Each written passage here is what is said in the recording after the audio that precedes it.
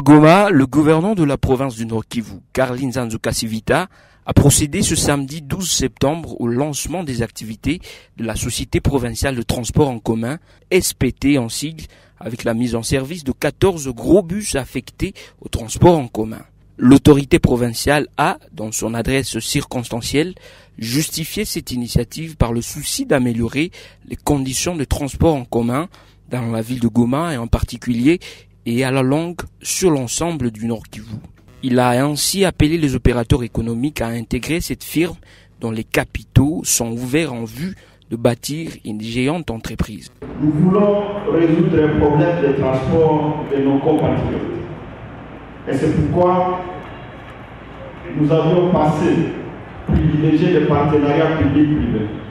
Nous avions voulu, au niveau du Nord Kivu, capitaliser les efforts de la population du Nord Kivu. Et donc, le discours que je peux encore une fois prononcer ici, c'est d'appeler les commerçants du Nord Kivu, les investisseurs au Nord Kivu, de nous rejoindre.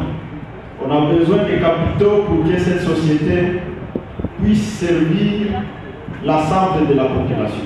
À Beni, à Bunagana, partout où il y a le besoin de transport.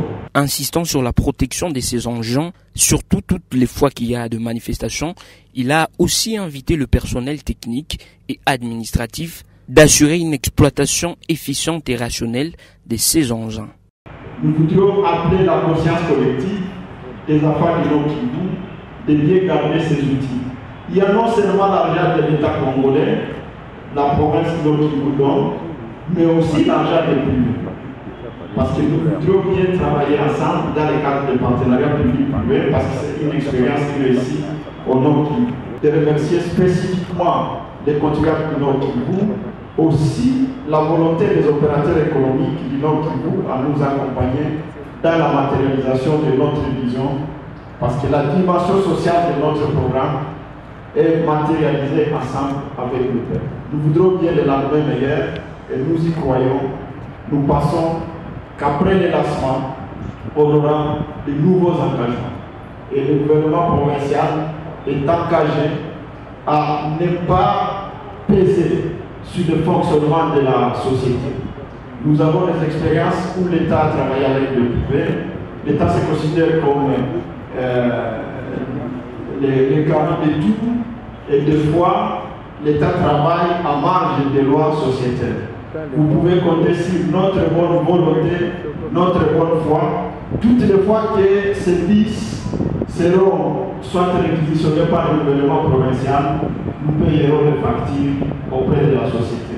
Et donc, soyez-en sûrs, pour ceux-là qui doutent que ça ne va pas peut-être avancer parce que l'État congolais ne paye pas ses dettes, le gouvernement congolais, à travers la province, nous allons payer nos contributions à terme de services rendus.